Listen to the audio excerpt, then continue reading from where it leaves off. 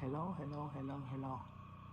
I just finished gobbling some soup.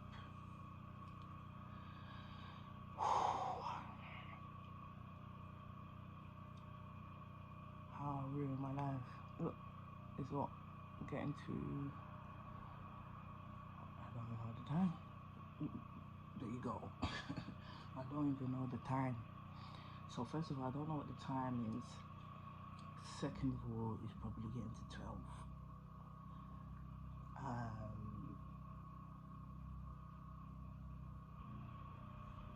I've just finished having breakfast, basically, which isn't breakfast, it's lunch. And yeah, I don't have any plans today. I didn't sleep last night. I've been up. I think I started to doze off around 4, but then my boy woke up at 4, so yeah, I've been awake since then. Easy out sleeping, but I've got something to do in like, I don't know, about 40 minutes, which I have to be awake for because I'm doing it, so I can't sleep. So by the time I'm gonna go to sleep, he's gonna be up, and then yeah, I'll just wobble through the day really until bedtime. Hope that I can sleep then. I think I've had like insomnia for like the last week, so hopefully they won't continue. Hopefully I find a way out of it.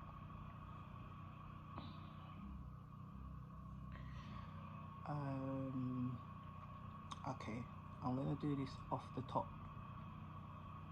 My battery is low, so yeah, if it cuts, obviously I charge it, whatever, blah, blah, blah, blah.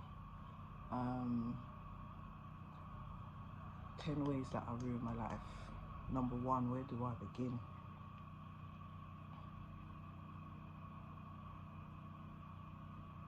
I could go deep and I could start very, very young, but I think I'll cut that out a bit, only because in childhood your awareness is not, it's not really there, and there's so many other things governing your life, so we'll come back to that another time.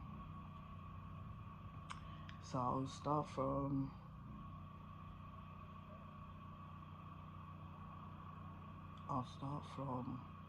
age 13, 14, yeah.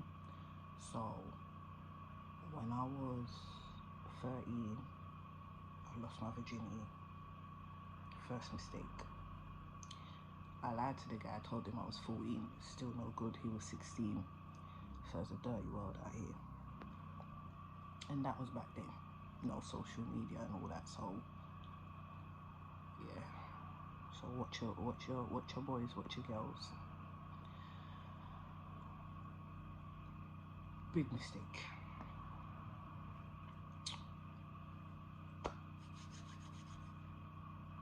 What that looked like, let me describe what all that looked like here.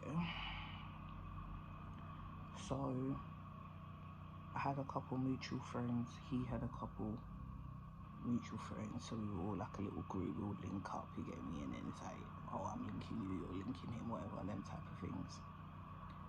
I should have known, okay, well, I should have known he was a scallywag, because initially he was trying to move to my friend, but I think my friend was like, nah, and I was like, yeah.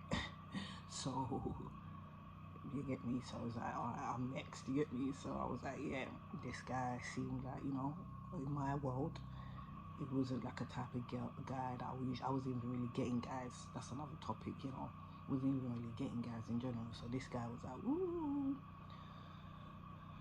So yeah, I went in full throttle. These were the £5 for 5-day pass days, for credit. So you could talk unlimited for the week when you topped up £5. So I used to rob my dad every week £5. Go on my dad's wallet, £5, run to the shop, buy credit, so I can be on the phone to this guy who was just gassing me up. And I guess I like that. Like, I love the sweet words. In heaven, you get me. Until one fateful day, obviously, it led to this. So how that works now, that one, yeah, it happened in a park.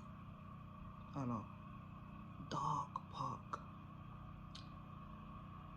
No education on like the actual practicalities of the move.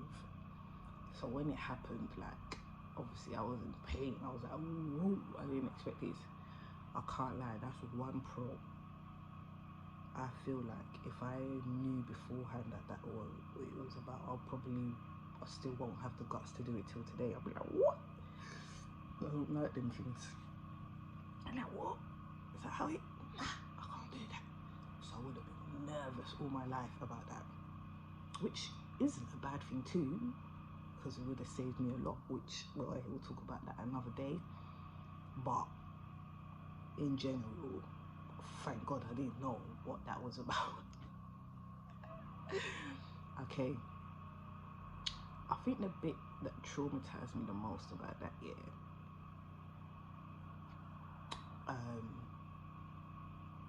after all that happened, I linked up with my bedroom again, and then we went to a chicken and chip shop to get some food. And as I'm waiting there thinking about my succulent chips and chicken, my bedroom's like, whoa. I'm like, what do you mean, whoa? She's like, whoa. I'm like, what, whoa? She's like, your trousers. I look down, blood everywhere. I was like, and I'm minimum 20 minutes from my yard. So lo and behold, I'm traveling like this, like I'm traveling in public like this. Once again, no education, didn't think about that, didn't even think, oh yeah, blah, nothing. So, and what was bad, traveling home wasn't even that deep because it was evening, but the chicken and chip shop itself, obviously the light is on, so it's just like, yo. And I think that was traumatic for me. That moment right there, something happened to me. I remember just something just in me. Got home. These days, obviously I'm only like 13, 14, so I don't really do laundry because my family's big, you know, so my mum just managing them things there. So I didn't really have control over how I was going to navigate. Now I look back, I probably should have just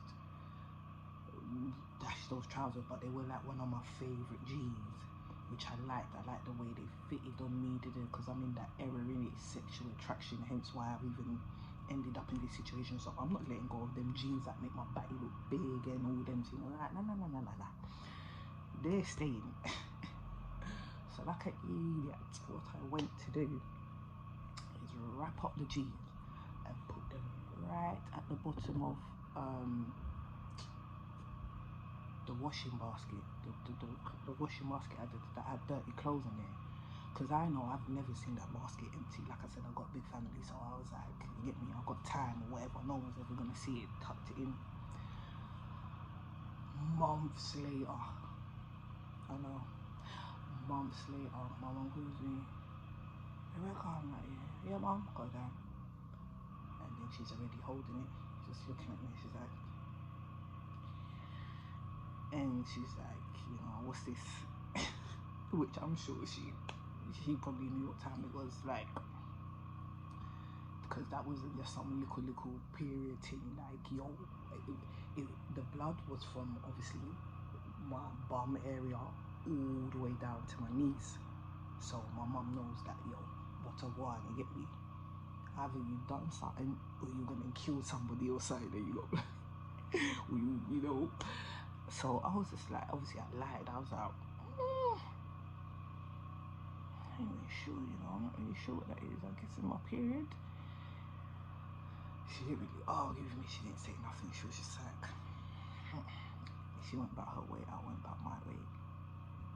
I don't think I ever saw them jeans again. Maybe she washed it and I got it back, I can't remember. So, fast forward now. I don't know if it's true, but something that I learned was, do you know what? It probably is true, because what I'm about to say, most of you have heard it, but in different ways. Which is, you know, they say, oh, when you sleep with someone, you get a soul tie, you become one, and all of them things. I learned that before you lose your virginity, as a young girl, like, your soul is quite general, yeah? You're almost like a blank canvas, and the world is almost designing you, and you just kind of follow what women do and what women don't do, and you know, it's just kind of, it's finding yourself basically flowing in your bedrooms and all that. But apparently when you lose your virginity, the man that, you know, that you and him did that move with, his soul becomes your soul. And what I mean by that is his traits and his personality traits and his lifestyle and all that, you basically take that on. So some of you may sit down, think about the guy that you lost your virginity to, and kind of pinpoint any similarities you may have to him till this day. Basically, like, you're like a walking version of him. You're like a, I don't want to say a zombie, but you know what I mean, like, he's in you basically. And so, for example,